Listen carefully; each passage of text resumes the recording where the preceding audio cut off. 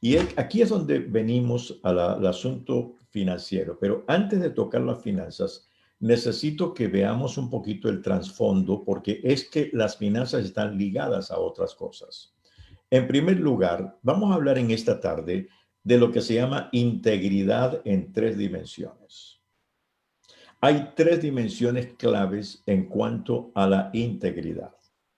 Segundo de Samuel 22-26 dice, con los fieles te muestras fiel, a los íntegros les muestras integridad. Ese pasaje me gusta.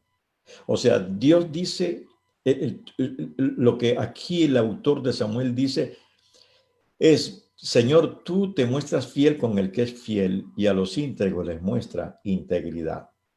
Ahora, ¿qué es integridad? Bueno, aquí hay otro pasaje. En cuanto a ti, dice, este pasaje es largo y lo divide en dos partes. En cuanto a ti, dice el Señor, si me sigues con integridad y rectitud, como lo hizo tu padre David, y obedeces todos mis mandatos, decretos y ordenanzas, entonces, o sea, solo entonces, estableceré tu dinastía en el trono de Israel para siempre.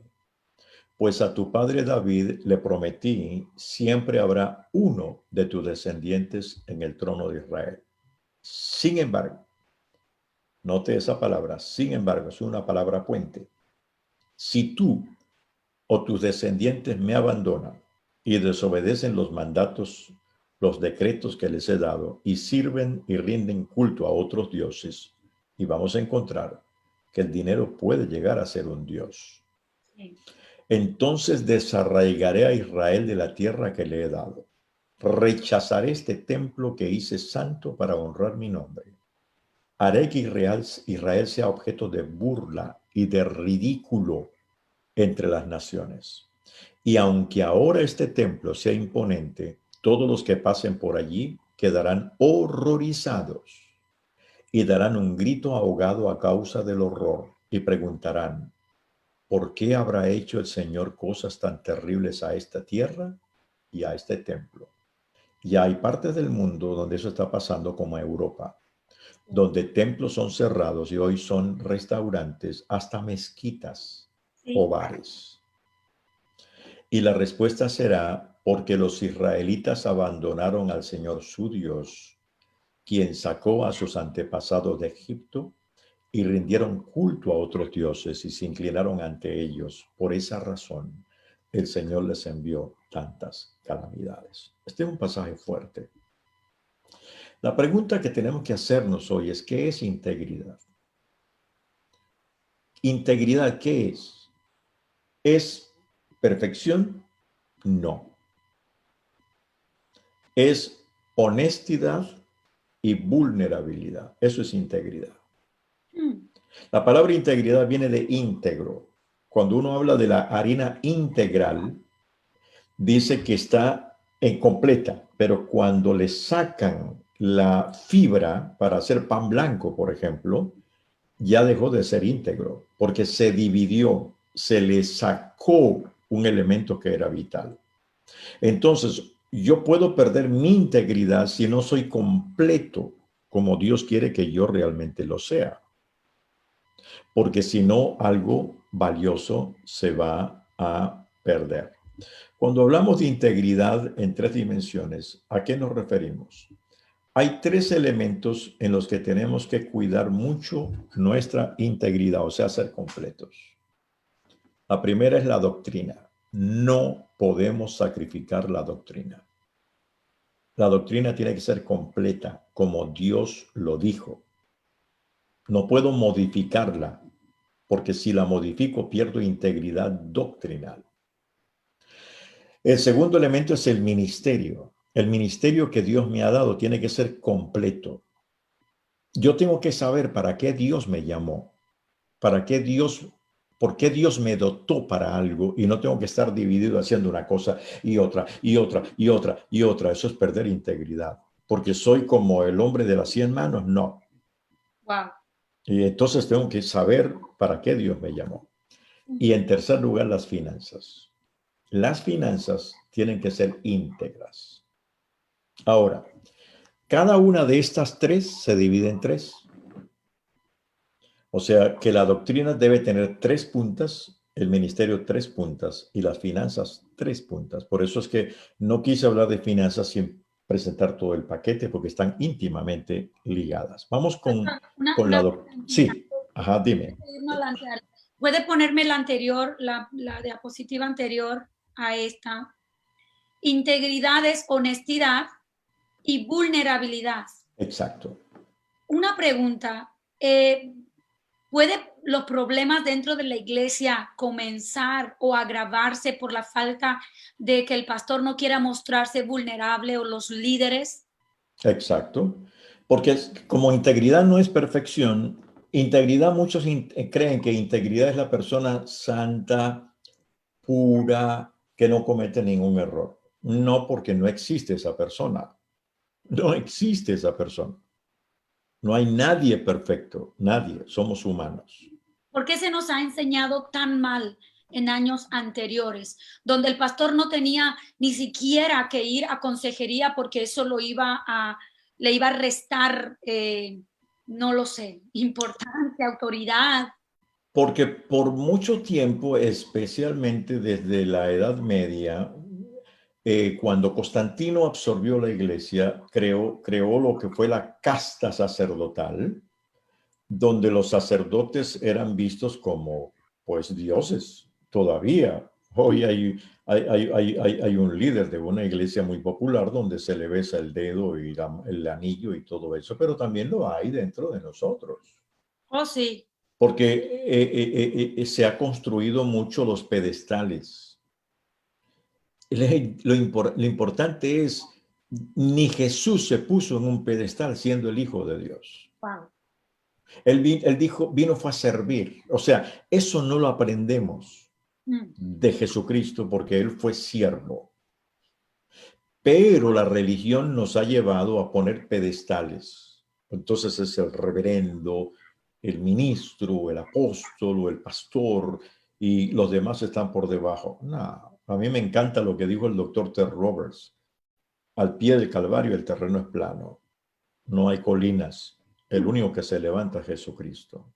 Entonces, cuando yo como líder o como padre cometo un error y soy capaz de decir, perdónenme, pequé, fallé, eso es integridad. Wow. Porque soy lo que soy. Wow. Entonces no es no caer, es que caigo y digo, caí. Y fue todo mi error, fue todo mi pecado. Y cuando uno se pone así, uno está diciendo, aquí estoy yo, vulnerable. Eso es maravilloso. Entonces, muchos temas sin resolver en las iglesias. Los responsables número uno seríamos los líderes. En el caso de la familia, los padres, y en el caso de la iglesia, los líderes. Porque esto no solamente se ve en la iglesia, se ve también en la familia. El padre que comete un error en castigar a su hijo y en vez de decir perdón, dice, no, porque y ahí está, como defendiéndose y teniendo una personalidad protectora. No tenemos que protegernos de nada. Tenemos que admitir que somos muy débiles. Wow. Gracias, pastor, por aclarar esto. Ahora, esto es importante, entonces, muy bien. Vamos ahora aquí con la doctrina. La doctrina tiene tres puntas, que es la palabra del Padre, mi persona y el pueblo, mi pueblo. Para yo ser íntegro en la doctrina, debo en primer lugar entender que toda mi doctrina debe estar basada en lo que el Padre dijo. Porque Jesús dijo, yo no hago nada sino lo que el Padre me dice que yo haga. O sea que no es la denominación, no es la estructura religiosa la que dice lo que hay que hacer. Cuando una persona dice que es que mi denominación dice que es así, ok, estás poniendo la denominación por encima del Padre, porque tenemos que hacer lo que el Padre quiere que hagamos.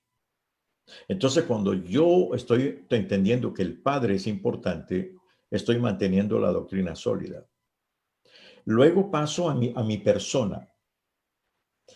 ¿Por qué a mi persona? Pablo le dijo a Timoteo, ten cuidado de ti mismo y de la doctrina. No, te puso la doctrina después de la persona. Él no dijo, ten cuidado de la doctrina y de tu persona. No, él dijo, ten cuidado primero de ti mismo y luego de la doctrina. ¿Por qué? Porque la persona determina la doctrina. Si yo estoy bajo la palabra del Padre, yo voy a mantener la doctrina pura. Mm. Si yo no obedezco la doctrina de Dios, yo voy a cambiar la doctrina para justificar mi vida. Entonces puedo decir, bueno, eso era para ese tiempo, eso no es para ahora. Estamos en los tiempos modernos y qué sé yo, el mundo ha cambiado. Entonces, ¿qué? Termino modificando la doctrina porque mi vida está mala. Cuando José Smith comenzó con los mormones, él tenía varias mujeres y él modificó la doctrina y dijo, es bien que un hombre de Dios pueda tener otras porque Abraham lo tuvo, Isaac lo tuvo, en otras palabras, modificó la doctrina para justificar su vida. Pero cuando yo me pongo en la palabra del Padre, tengo que modificar mi vida para ajustarla a la doctrina. Es que la palabra es la que confronta.